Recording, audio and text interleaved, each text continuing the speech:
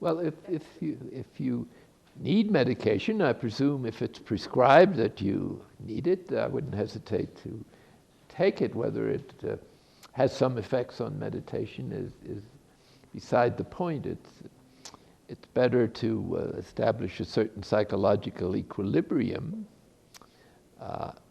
If the medication has side effects like always going to sleep or something, or then you have to plan your schedule around so that you can take it at a suitable time when it will least affect the meditation period. But modern medication has been a great blessing for many people afflicted with mental difficulties, and so there's no reason we shouldn't make use of these. And I don't think it will seriously affect centering prayer unless it's some kind of mind-blowing thing that reduces you to a zombie. You know, there are some strong meditations they give some schizophrenic people or people in a psychotic episode. When you have a psychotic episode, it's not a good idea to try to meditate.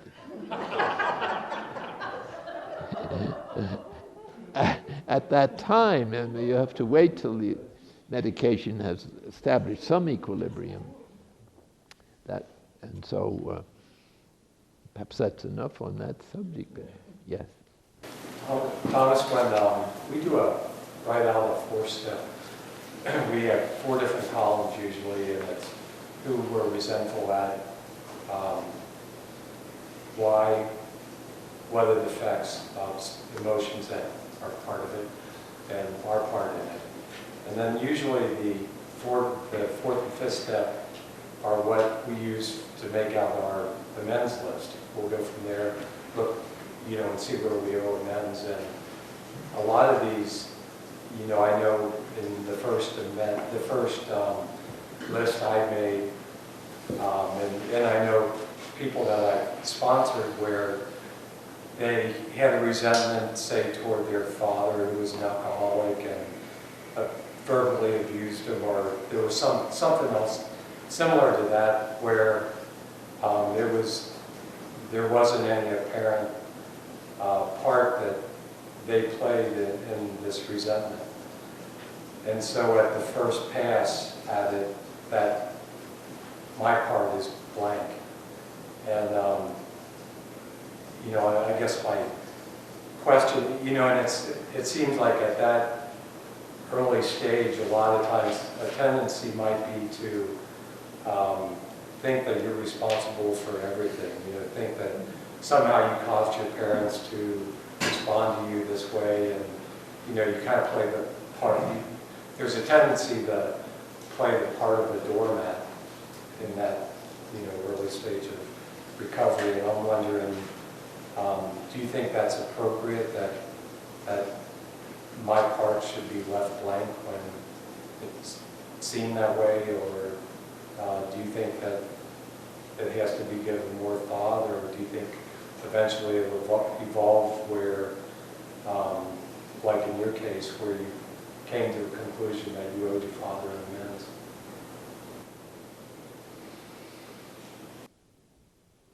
Well, there's several aspects in your observations or questions that certainly bear on any kind of answer. And one is, it's never healthy to present oneself or to feel towards oneself as a doormat, unless at the same time you realize that this is a gilt-edged doormat. That is to say, we must never forget that we are the image of God, and that this basic goodness is part of our inmost nature. So what our faults have done is simply to introduce a mistaken kind of behavior or judgment that at the most might be called a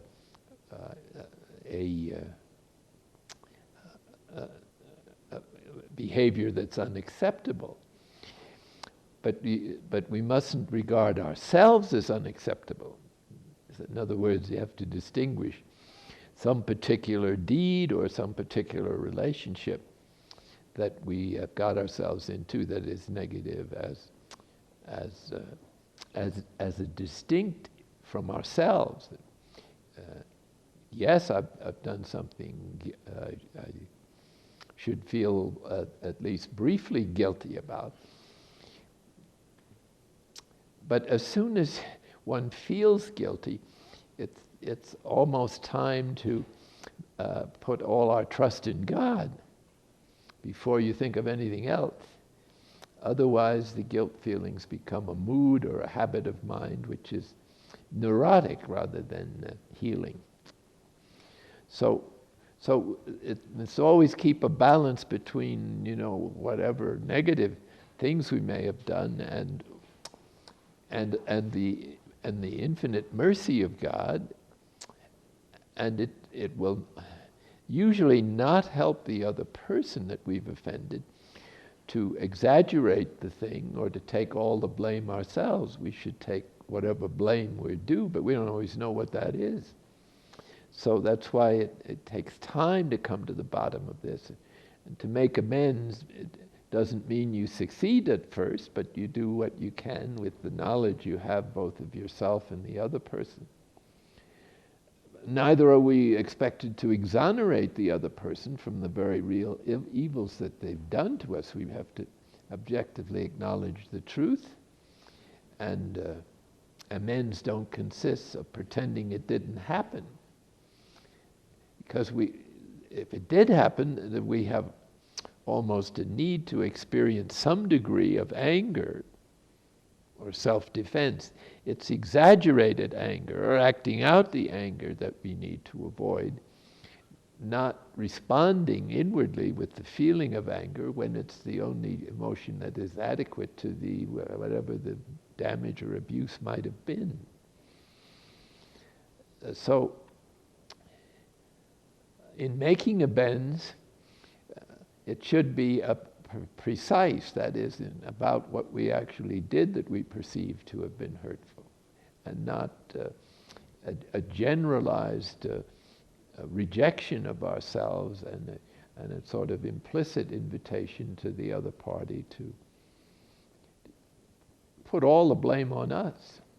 And this seems to be the unfortunate tendency of a child who has suffered physical or otherwise abuse, that they blame themselves, as you said, for being responsible for what the evils the other person has actually done. And that's not the case. That's not so. And so it's not helpful for the purposes of amendment or for our own mental health to take responsibility for what we didn't do. At the same time, it's also true that we were capable of any evil, but we're also capable of any amount of good. So that formula sort of cancels itself out. So it's not really something to bring into the issue. But I think in every case is going to be somewhat different and have its particular history, personalities, and so on. And so you have to adjust yourself, I think, to the particular experience or feelings that the sponsee is having.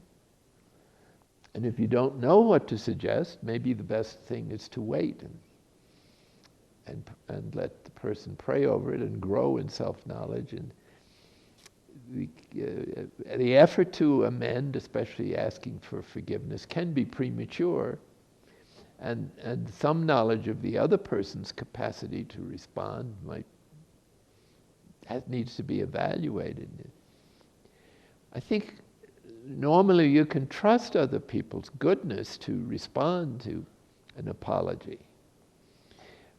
but they may not be capable of responding at a deep enough level to understand where someone who is really trying to be reconciled understands. I mean, in other words, somebody maybe at one level of forgiveness and not capable of a deeper level. And so that's part of the amending process, I guess, that you realize it's going to take time, and it may not always be right to be aggressive about it or to face certain problems head on.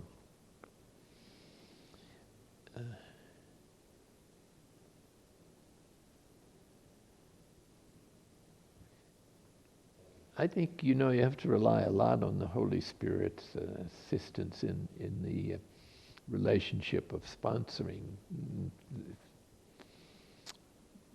Only God, the Spirit, searches the heart, and I think He gives you a certain assurance when it's ready to do something that we can resist because we're afraid, or we can foul up because we want too much too soon.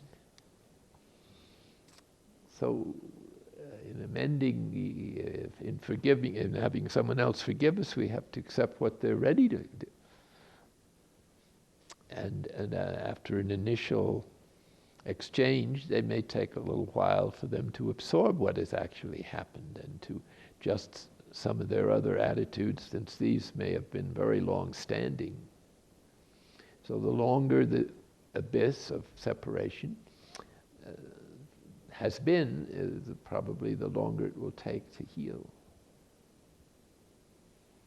Okay, one last question, if there is such. I got a comment, Father. Yesterday we were talking about the new people coming into AA, and when they would be ready for the 20 minutes of silence, and the Crane Road group that I belong to, we have that meeting every Saturday where we sit for 20 minutes in silence. You often see a new person come in and just sit down and they participate, Now, one day we had this lady come in, and she participated, and she came up to me later and said it was a wonderful meeting, sitting in silence, and she said this was her first AA meeting. And she thought all AA meetings had 20 minutes. I had to tell her. I see. Well, someday they may be that way. I'll start with 20 minutes of silence. It doesn't have to be centering prayer, but just silence.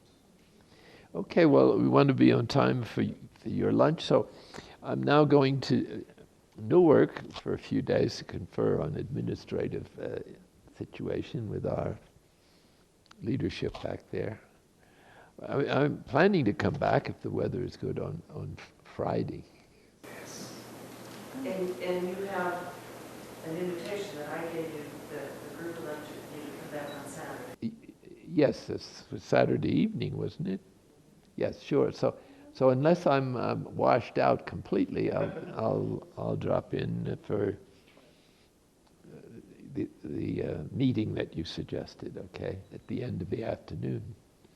So I hope you'll continue to have a great session, and the formation team and those who are formatees, if that's the right word, will have a very successful week. So we really count on you to. This is a primary way that this message of God's love can be made available.